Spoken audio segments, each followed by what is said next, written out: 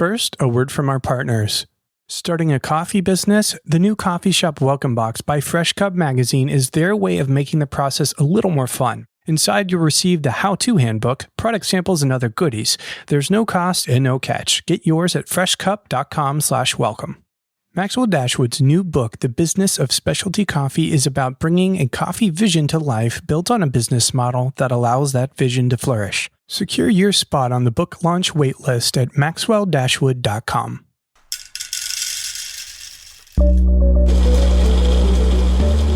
You're listening to the Coffee Podcast. I'm Jesse Hartman. The story of Metric Coffee is compelling, inspirational, and challenges the status quo of the modern coffee company as they are guided by quality, radical transparency, and the transformative power of a fair price to producers. That's from their website. If you have had a cup of coffee from Metric, you have tasted Metric's rich, decade-old story, but the sensory experience does not reveal the full value behind the cup. In this conversation, we sit down with Xavier Alexander and learn what it cost him and his loved ones to pursue their coffee dream. Xavier Alexander is co-founder of Chicago's Metric Coffee, also certified B Corp. All right, Xavier, welcome to the Coffee Podcast. Thank you for having me. Yeah, we have kind of a tragedy story, don't we, with this? Yeah, we do, but I'm glad we're doing it again, yeah. Just so the listeners can know, I met with Xavier in Chicago, and we recorded a wonderful interview that had a terrible ending. Mm-hmm. It disappeared into the oblivion, but I will say, Xavier, you and your team just had amazing hospitality the whole time I was there. And awesome. So, it's a thing that you can't really experience through the podcast anyway, but I highly encourage anybody in Chicago at any point, head on over to Metric and enjoy that hospitality for yourself. But moving on from there, before we talk about sort of the larger topics, I want to hear your story, how it relates to coffee. Where did it start? What was your first experience with coffee? Oh boy, we only have an hour, right? I was born here in Chicago, raised in Puerto Rico. So I was there until I was 8 years old, moved to Florida. So I consider Florida home. And that's where I spent, I would say, a majority of my life was spent in Florida. In Orlando, right? In Orlando. Yeah, exactly. So then I'd spent time there. A big Disney World fan. I assume. Okay. So my mom used to work there. And so we grew up extremely poor. No thanks in part to Disney, but the one benefit was that we did get tickets, so we would go when we were young, and then after several years ago, and you sort of like, okay, we've done it all, so it's kind of boring. But yeah, I was there until I was in my late 20s, and then I had moved to Chicago. But during my time there, I was playing in bands. I was sort of trying to figure out, who do I want to be in this world? I'd gone to college, dropped out, started again, dropped out, was really not understanding where I wanted to go in life, up until I found an opportunity working for a local roaster. And that's where I got my start in coffee back in 2001, I believe, 2000. So it's been a minute. And there was a roaster in the coffee shop where I used to work at. And so at one point, I remember during a shift, we were running out of coffee.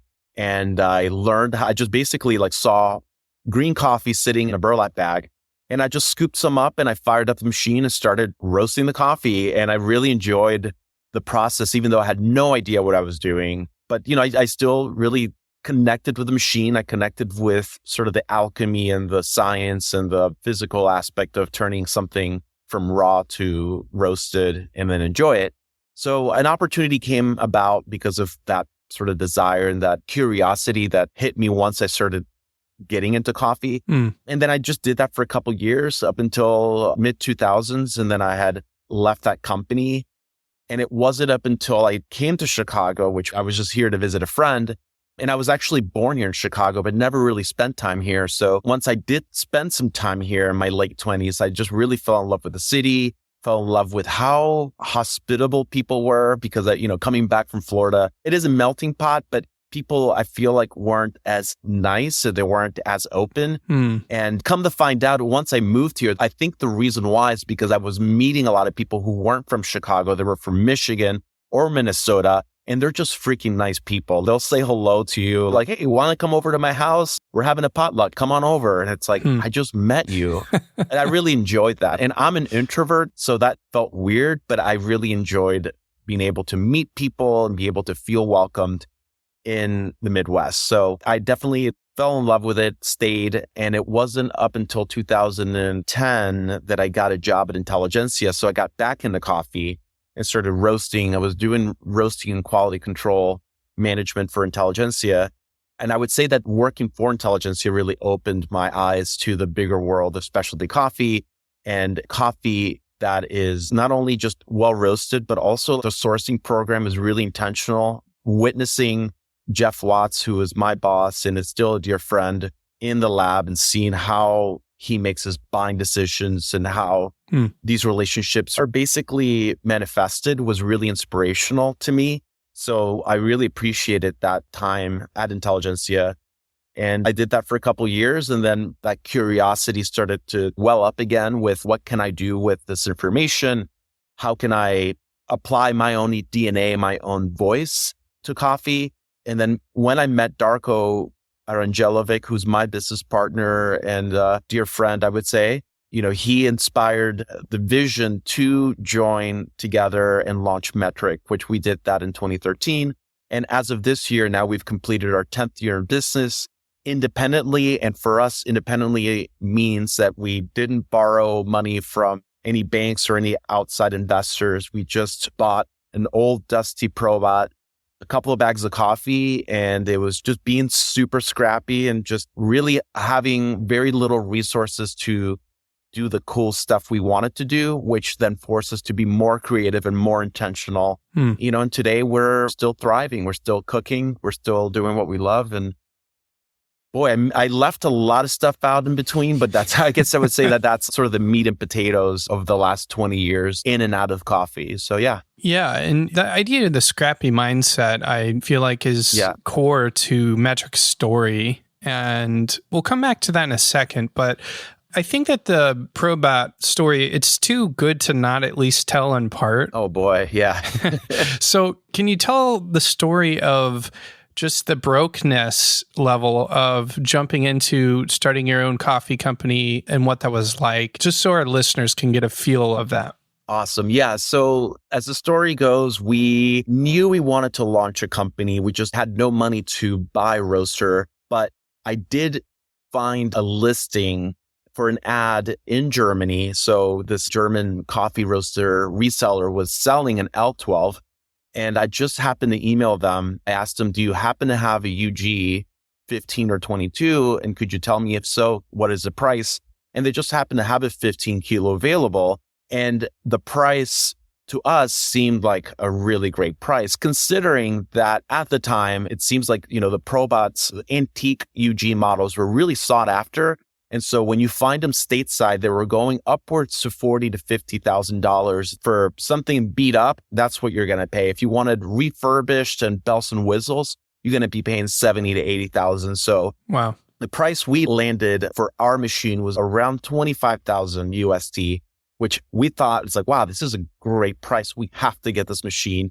The only problem is that Darko launched Cafe Streets, which was his own separate business cafe. And he was really tight on money. So he didn't have any money to put into any equipment, and neither did I. But at the time, what we did was we just sort of ran up our credit cards. We sold whatever we could. I had a 401k through Intelligentsia, so I closed that out. They were asking me why. And I'm like, don't worry about it. I just need the money. And it wasn't a lot, but it was whatever I could just squeeze out of the orange, if you will, out of the apple, like whatever juice we could squeeze, we did. And then I did something that I would never, ever recommend to anyone do, which was I took out a student loan and I took out a separate loan from that student loan for living expenses, which I then put as a down payment for the roaster. So kids, listen to me, don't ever do that. That was dumb. I could have been in so much trouble, but that's how I was able to get my half of the deposit for the machine. And then once we had the cash in hand, we wired it to Germany. And we straight up did like the guy ghosted. He was not responsive. We basically thought, okay, we just got robbed. We are not getting the machine. Mm-hmm. This money's gone. And I have this huge student loan hanging over my head. It was an awful thing to go through on top of being, what I would consider to be the working poor. My wife and I don't come from money. We had a small child at the time. And this was also really traumatic for us. And I would say a lot for her because I made, unfortunately, decisions that were impacting our lives. And I really regret having to do that and put her through that. And it's something I'm still apologizing for till today. But thankfully, while it was really challenging, after 7 months of waiting, we finally got our crate. We opened it. The machine is in the box. However, the machine was not refurbished. It was completely rusted. Basically, they just spray painted the outside of it, and that was it. That machine had to have been sitting somewhere exposed to water, exposed to the elements, and it was not taken care of. So we had two choices. Either we fix it or we sell it. And, with our tenacity and our curiosity and our ability to just be handy, we decided to fix it. And we learned how to refurbish roasters. We learned how to refurbish a Probot, and we did that in 2012. And then officially in 2013 moved to our current location, and we started roasting coffee. Literally in the first 6 months of roasting coffee, we submitted 2 coffees to Good Food Awards, and we won. Amazing. Which I was completely what the heck? And I was besides myself because I thought oh, we're not going to get any sort of recognition or we're not going to win anything. And yeah, that was a really big boost for us in the beginning.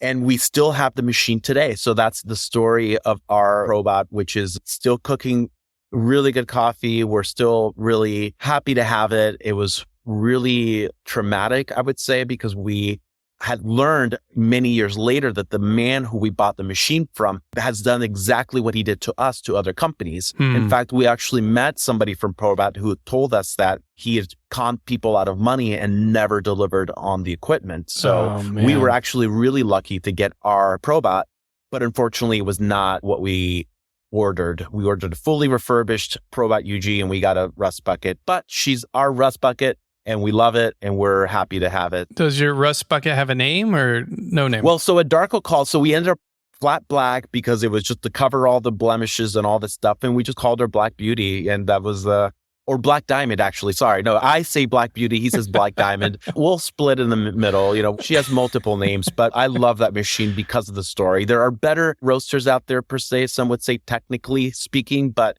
we really love our machine and we don't see ourselves letting her go anytime soon. So, yeah. So here's a question for you. If money was no object, would you still have fixed the machine? Let's pretend for a moment that you ordered the thing when you had no money, right? Mm-hmm. And you go through all this trouble, but all of a sudden you come into all this money. Would you still have fixed it?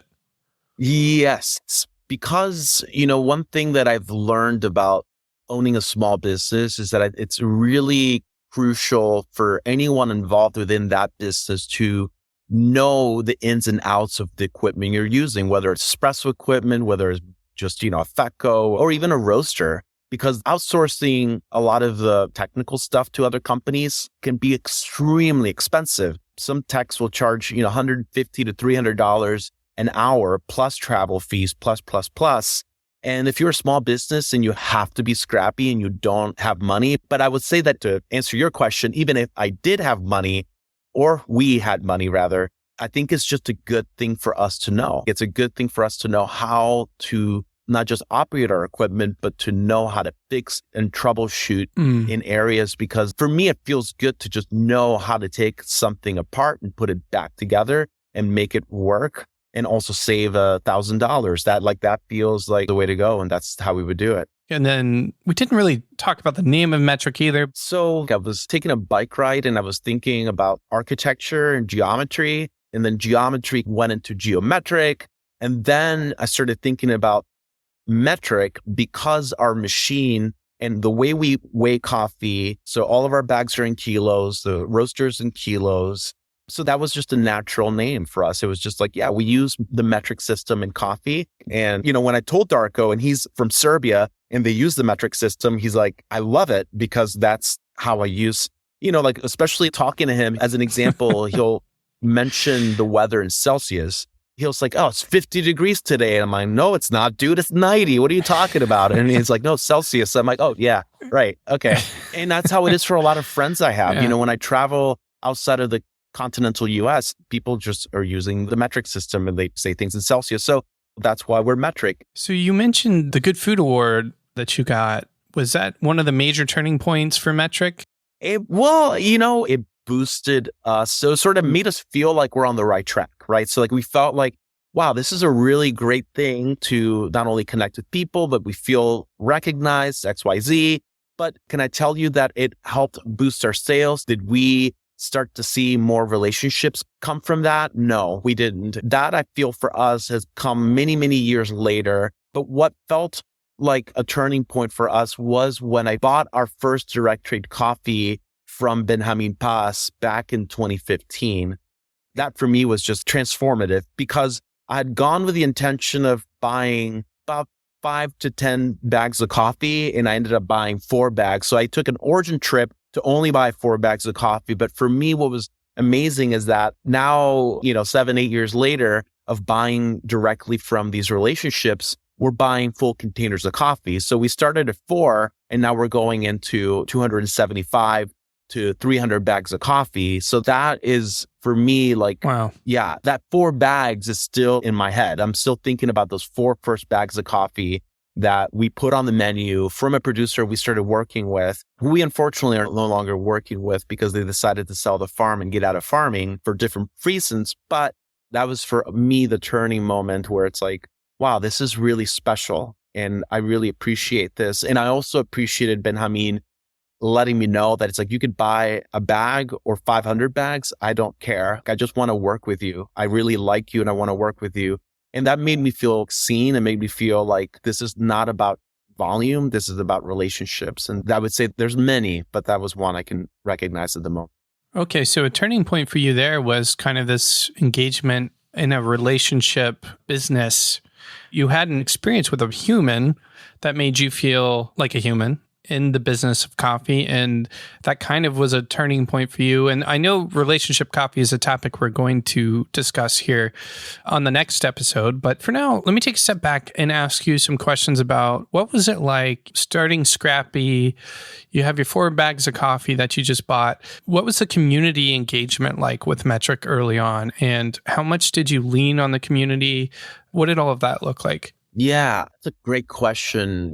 Thinking back to 2013 when we first launched, we're still as passionate and as in love with what we do today as we did back then. But there was a certain curiosity and just like a certain, I hate to say stupidity, but we were just like kind of like stupidly, like we try anything. We were just like, let's just try anything. Let's just not be bound by what people think we should be like. Let's just really explore who we want to be and what we want to say. And that was refreshing.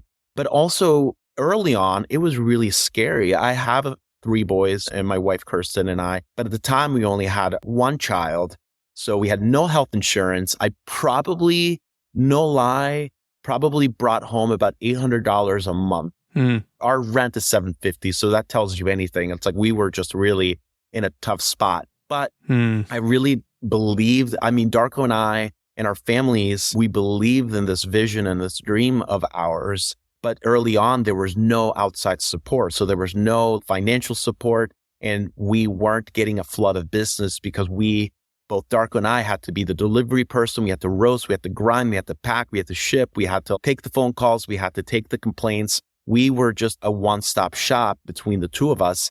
And that was extremely challenging on top of feeling the burden of how are we going to pay our cell phone bill next month? How are we going to feed our kid? How are we going to go to the doctor? And that journey is traumatic and special to us because that's what made Metric. It's that mentality of, I would say that prior to Metric and before I had gotten married to Kirsten and had met Darko, I would have been the kind of person that if I didn't have those 2 in my life and those people, I would have just been like, well, it'll never happen because nobody gave me anything. That would be my approach. But then after meeting really driven people that are just so inspirational, and I could not be where I'm at today without those individuals in my life, I wouldn't have the fortitude to be able to achieve the things we've achieved with so little, which has forced us to be extremely scrappy. And I am incredibly grateful today because my perspective and worldview and also the way we operate business is because of how we launched Metric, which was very little resources. Sometimes we could barely make ends meet, but I feel like a lot of the stories I hear about new brands or new companies coming about are really, and that's not a knock on them, right? I appreciate people establishing businesses and doing coffee in the way that fits them, but there's not a whole lot of sacrifice. There's not a lot of effort. Coffee can just be purchased spot. They can take the copy and paste it on their website and call it direct trade. They can call it relationship coffee. They can call themselves independent, quote unquote. They can call themselves XYZ. And again, not a knock, but it's just an observation from my end. It's like, I feel like the way we established our business and the struggles that we went early on make what we do extremely authentic, in my opinion. And I feel like because of those stories, because of the Probot, building a company out of scraps essentially is why people support Metric. The producers that we work with support Metric, the exporters, the importers.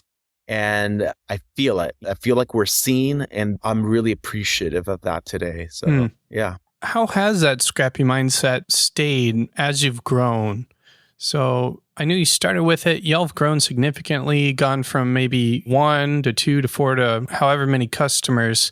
How has that scrappy mindset remained? And yeah, I just want to hear a little bit. So yeah, that's a great question. Today, I would say that by and large, what we always endeavor to achieve is to not spend money in areas where we don't need to spend money on. We're not trying to be the fanciest roaster in the block. We're just trying to really build a sustainable business. That is our goal. If we build a sustainable business, that means that we could stay in operation, buying coffees and pay the producers a living income, essentially. We can hire our staff and pay them wages that are allowing them to actually live and prosper, not just get by. So I see a lot of benefit and good in having the scrappy mentality, because then we're not just being frivolous with the money that we earn. We're actually being good stewards of it. And as we grow and as we earn more, we want to invest not just back to the producers that we're working with, but also to our staff and our community. And that is what we're doing today. That is by and large the reason why we were able to earn B Corp status about 6 months ago. And that is something that, outside of chasing deliciousness and chasing flavor, which is my obsession, is this other obsession to really taking care of people, making sure that whatever is coming in the door, we're able to be generous. We're able to be looking at our staff and saying, where can we meet their needs? And vice versa, how do we encourage them to deliver their best? And happily today, we have about 20 staff members here. So we're not a large company, but everyone's super intentional. They're really driven. They're really hospitable, and they are Metric. I would say by and large, Metric is Metric today because of them, not because of just Darko and I, but it's because of the staff that's serving the coffee, that's packing it, that's roasting it. They're a part of our chain, and I'm extremely proud of them and really happy that we have built this little dream of ours to include others that have their own opinions, their own dreams, their own ambitions. And I still can't believe that it's happening, but we're here. Very cool, Xavier. Thank you for sharing all of that. Of course.